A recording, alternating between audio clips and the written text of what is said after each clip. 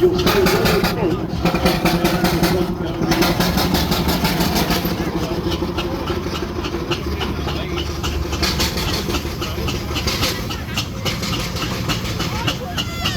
Right, that's followed by another fowler, very local roller. It was owned by Truro City Council back in the 1930s. It's now residing at St Stephen's, so it's not that far away. It's owned by the Ellis family. Now I've got an announcement here for a young boy who went into the sweet stall and left a carrier bag. Please go back to collect it.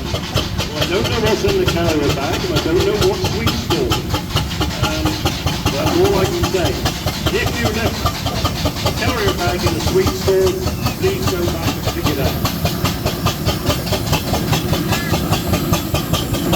Right, the engine of Sneak Capacity is a McLaren engine, very fast engine with 3 speeds and 3 gears, owned by Chris Smith.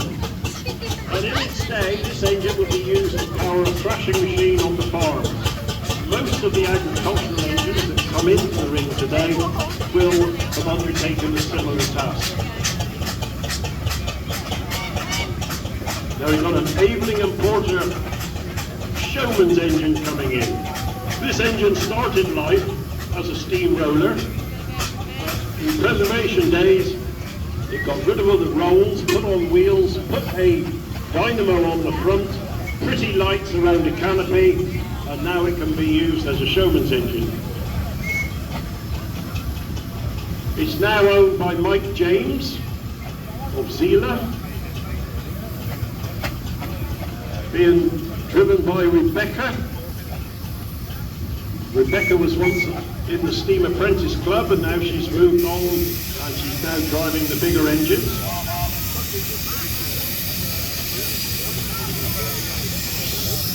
And this is another of their engines, an agricultural engine called Jubilee.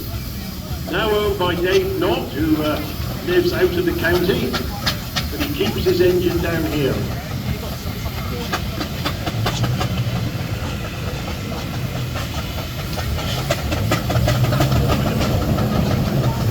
Wilsey, you're not in the programme. No. Well, he's not in the programme as Billy shouldn't sneak in. I'll see what I can make up. Would that be a 4-inch engine? Yeah.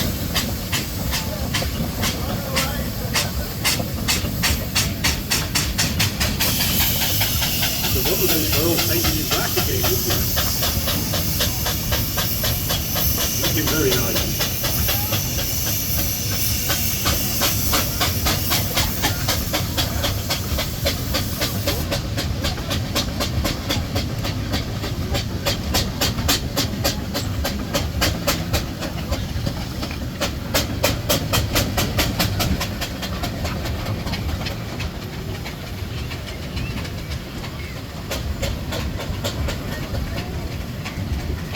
Another lovely barrel come in, called Lioness, based on a road locomotive owned by Paul Wills, and towing a typical trailer which these engines would have had in their working day. The trailer would be filled up with bricks, stone, anything like that that needed moving from one place to the other. Here comes another barrel, single crank compound miniature. Now the idea of a compound engine is to make more use of the steam and the water. A single cylinder engine has a lot of power left in the steam when it's gone through a cylinder. That power goes up the chimney in the form of a loud fart, loud chuck, which is so typical of a single cylinder engine. This is an Aveling and Porter roller. I think the first of the Aveling and Porters coming into the ring. Aveling and Porter were built in Rochester in Kent, and it's a known fact that Aveling and Porter were prolific road roller manufacturers. In fact, they built more road rollers than all of the other makers combined. So that's Steve Hawkins' road roller named George. There's definitely a mix and match here today. Got another miniature coming in, single cylinder pearl again, showing a nicely proportioned trailer. Now a lot of them would know watertight behind, but an aqua roll with the caravan serves the purpose just as well.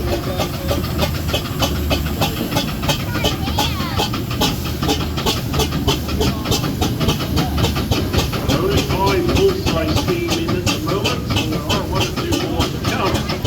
But there are going to be 1 or 2 engines which will not make it into the ring today, and these are the working showmen. We have a fairground with dodgems, skids, and Noah's Ark, and these fairground rides will be powered by the showman's engine. We've got Onward powering the skid. Now Onward is a power engine, it's a replica engine, it's a replica of what we call a superline engine. By the 1930s, steam was beginning to get to its end really on the fairground.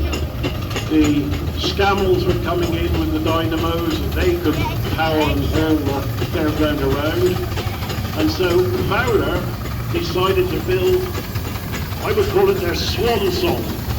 They produced 4 Super Lion engines. They were called Lion,